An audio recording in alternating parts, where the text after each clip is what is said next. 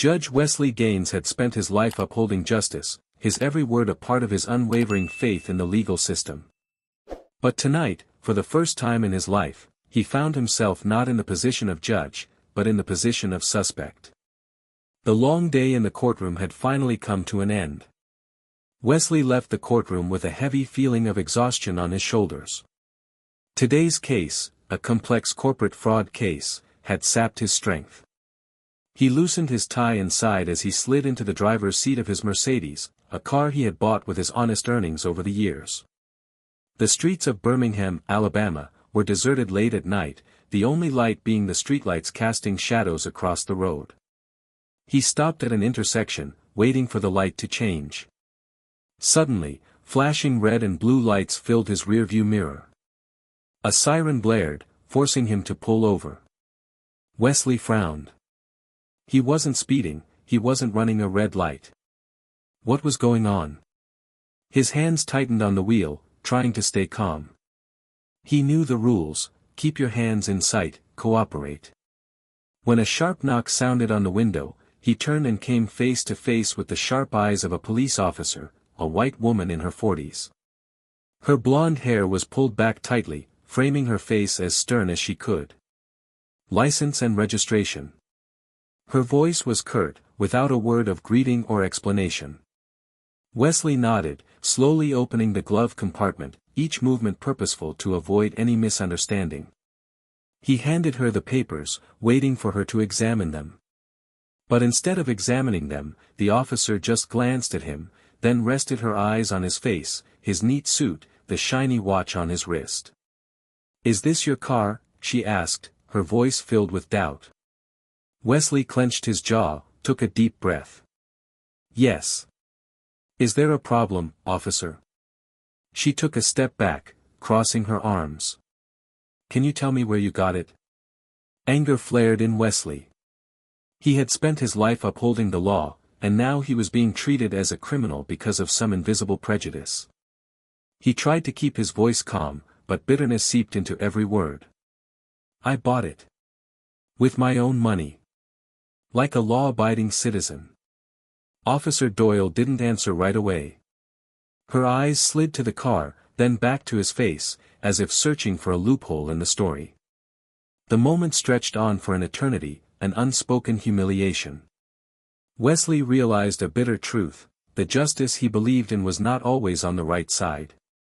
Sometimes, all it takes is a prejudiced look, a powerful uniform, to turn an innocent man into a suspect.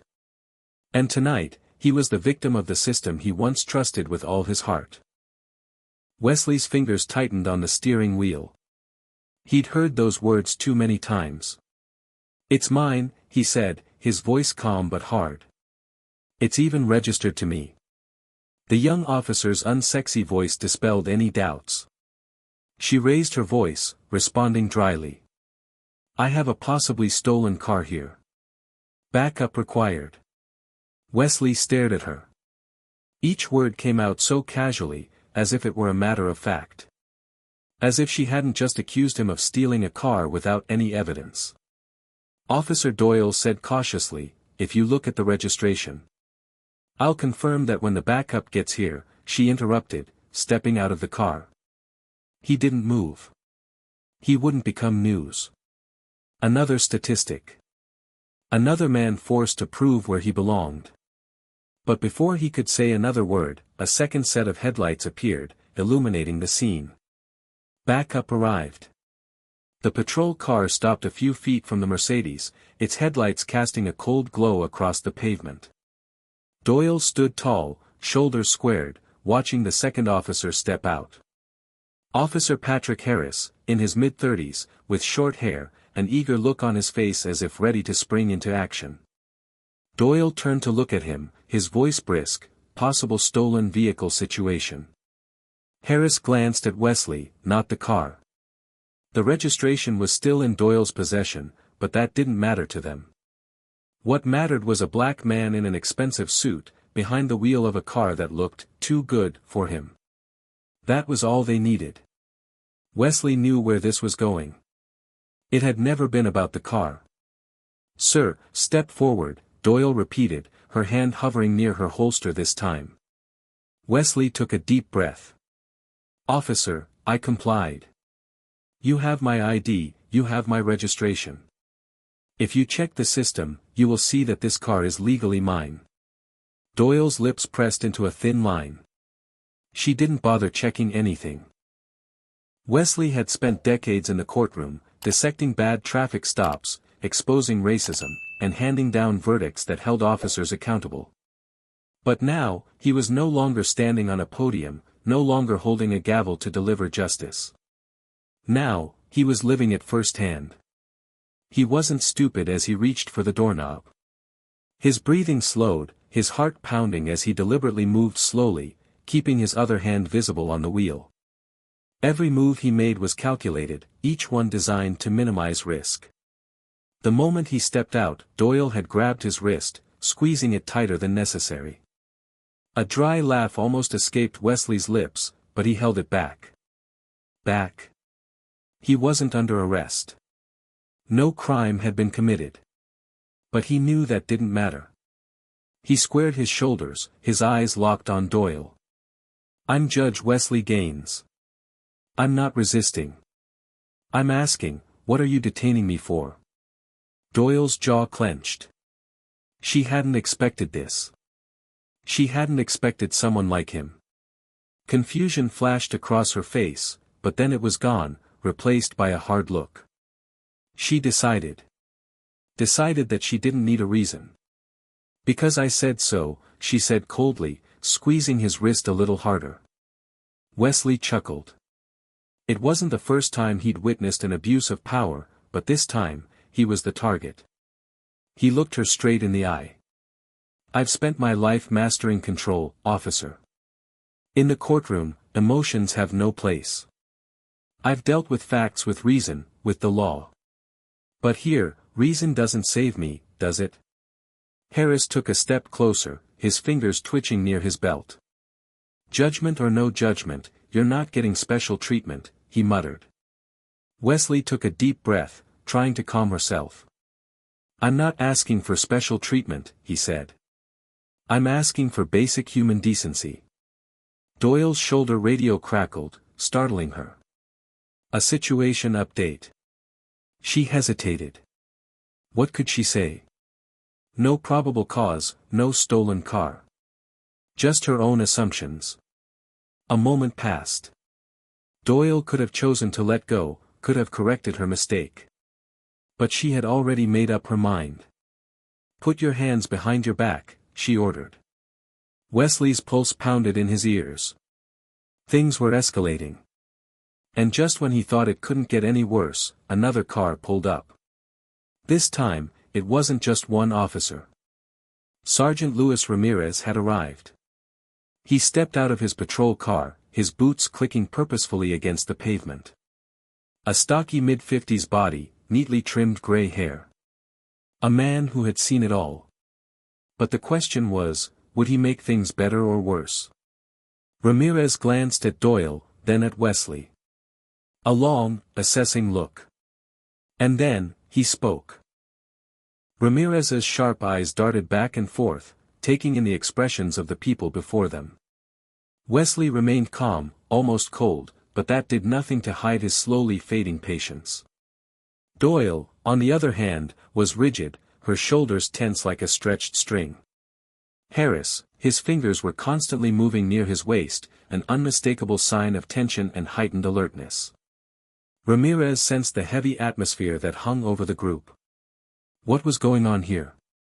His voice was low and slow, but there was a certain weight, a command that needed no emphasis.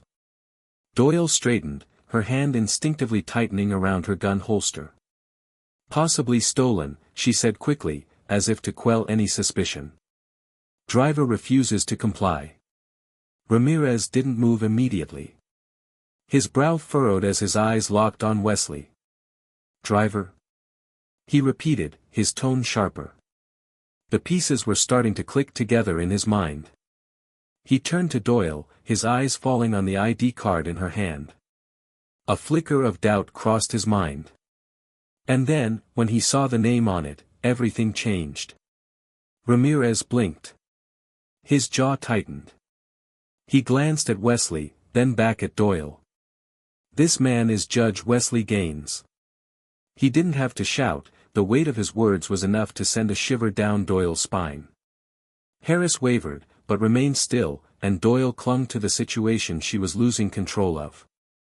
But Ramirez didn't give her a chance. He looked at her slowly, then shook his head firmly. No. Then he turned back to Wesley, his voice softening a little. Judge Gaines, are you okay? Wesley let out a long breath, but his gaze remained hard. Sergeant, I followed every order.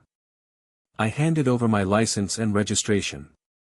Your officer refused to check it and instead called for backup, escalating a situation that should never have happened. Ramirez's nostrils flared as he turned back to Doyle, his voice sharpening. Did you run his plate? Doyle hesitated. A heavy silence filled the room. That was all the confirmation Ramirez needed. He snatched the registration from Doyle's hand and pulled out his radio. This is Ramirez. Running a license plate check on a black Mercedes. The response came almost immediately. No theft reported. Registered to Wesley Gaines. The silence was painfully long. Ramirez took a deep breath, slowly turning to Doyle. You have this information in hand, he said, each word heavy as lead. And still deliberately escalate. Can you hear yourself?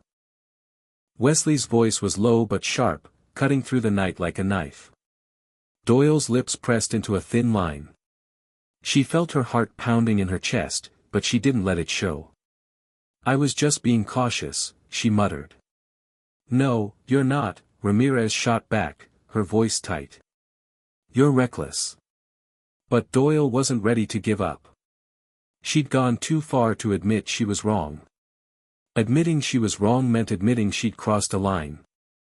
That doesn't mean the judge wasn't acting suspiciously, she muttered, her gaze deliberately avoiding Wesley's. Wesley looked at her, his gaze heavy with thought. He exhaled slowly, his fingers curling into his palms. Ramirez turned to look at him, his face hard with something close to regret. I apologize for this, Judge Gaines, he said, his voice soft but no less sharp. This should never have happened. But the damage has been done. Doyle remained silent, refusing to acknowledge her mistake. The question hung in the air, would she actually face the consequences, or would the system once again protect itself? Wesley stood there, jaw clenched. His heart was steady but heavy. He had spent years upholding the law, believing in the fairness and integrity of the system. But now he was on the other side of it, doubted, judged. Sergeant Ramirez had made her position clear, Doyle was wrong. But she still wouldn't let go. I was just doing my job, Doyle insisted, folding her arms across her chest. Her voice had lost its usual edge, but her pride held her steady. How am I supposed to know who he is? Ramirez stared at her, his eyes like a scalpel slicing through the truth. You're not supposed to know who he is. You just have to do your job. But Doyle still wouldn't look at Wesley. She couldn't. She never had. Wesley took a deep breath, mustering up whatever patience she had left. Officer Doyle, he said slowly, weighing each word. I want to hear it from you. Do you believe you have a valid reason to pull me over? No doubt. No excuses. Doyle's throat moved as if to say something, but no words came out. Because she knew, deep down, that there was nothing to say. The only reason she stopped him was because, in her mind, a black man in an expensive car didn't belong there. Ramirez stood there, feeling the weight of the world on her shoulders. The weight of the truth was more than an abstraction, it was suffocating her, squeezing her every breath. She knew it. She felt it. But she didn't say it. Ramirez took a deep breath and let it out, her eyes heavy before turning to Wesley. Judge Gaines, you're free to go. Wesley chuckled, a bitter, dry laugh. Free to go. As if he'd been held for a good reason. He reached for the car door, but something inside him paused. For years, he'd sat on the bench, judging police misconduct, exposing racism and abuse of power. But when it came to him, what made him hesitate? What stopped him from simply walking away and letting it go? He turned around. No. Ramirez blinked. No. I'm not letting this go. Wesley's voice was firm. I'm going to file a formal complaint. Officer Doyle abused his authority tonight, and I want a record of it. Doyle spun around, her cheeks flushed with anger or embarrassment, maybe both. You can't be serious. Wesley tilted his head, his gaze unwavering. I'm a judge. When I say something, I mean it. Ramirez nodded, slowly but firmly. That's your right. Then he turned to Doyle. And you're going to answer for it. For the first time, Doyle looked worried. She had always been protected. There had always been a wall behind her. But now? Was it still there? Her expression hardened, but there was something in her eyes, uncertainty, maybe even fear. She always got out of situations like this, with easy excuses, easy rebuttals, light slaps on the wrist. But not this time. Ramirez pulled out her notebook, her expression hard. Officer Doyle, I need you to explain why you stopped Judge Gaines. Doyle's shoulders tensed. There was no going back. I told you suspicious activity. Ramirez's eyes narrowed, her gaze sharp as if she was trying to lay bare the truth. Something suspicious. She hesitated for only a second, just a split second, but in that moment, Wesley saw it all. The calculation. The struggle for justification. A quiet panic, unexplained but dangerous. No, Ramirez said flatly. Doyle clenched her fists, her knuckles white with the pressure. That's ridiculous, she muttered, her voice trembling slightly but still carrying a challenge. Do we really let people like him intimidate us into silence? The words hung in the air, seeping into Wesley's mind like a silent accusation. People like him? His face fell. Ramirez took a slow step closer, each movement carrying an invisible weight. Say it again. His voice was quiet but no less menacing. Doyle clenched her jaw, her eyes burning with stubborn fire. But her stubbornness couldn't hide the anxiety in her breathing that was becoming more rapid. She had no regrets. No admission that she was wrong. Only one regret, that she had been caught. Ramirez took a deep breath, her eyes boring into Wesley's as if searching for confirmation. When he nodded slowly, she turned, her voice firm, I'll make sure this is documented, sir. But it wasn't enough. I want to talk to your captain too, Wesley said, his voice low but firm. Tonight. Doyle blinked faster, her shoulders tensing as if fighting an invisible storm. Ramirez didn't object. He put his hand on the radio, his voice unflinching, get me Captain Emerson. We have an emergency. A beat of silence. Then came the reply, copy. Connect now. Doyle's chest heaved, her breaths quickened, her composure finally breaking. Are you really doing this? She snapped at Wesley, her voice both desperate and angry. But Wesley stood still, his face as calm as a rock in a storm. Because if he didn't do it, who would? And this time, just once, the system had to answer for itself. The ride home felt different. The roads were the same, the city lights still flashed across the windshield. But Wesley was no longer the man he'd been. The man who had left the courthouse hours earlier was dead, or perhaps he had never really existed. He had believed in justice. In the law. In the idea that if you played by the rules, the system would work. But tonight had proven otherwise. He pulled into his driveway and sat there for a long time. The weight of it all weighed heavily on his shoulders, a weight that belonged not just to him but to others like him.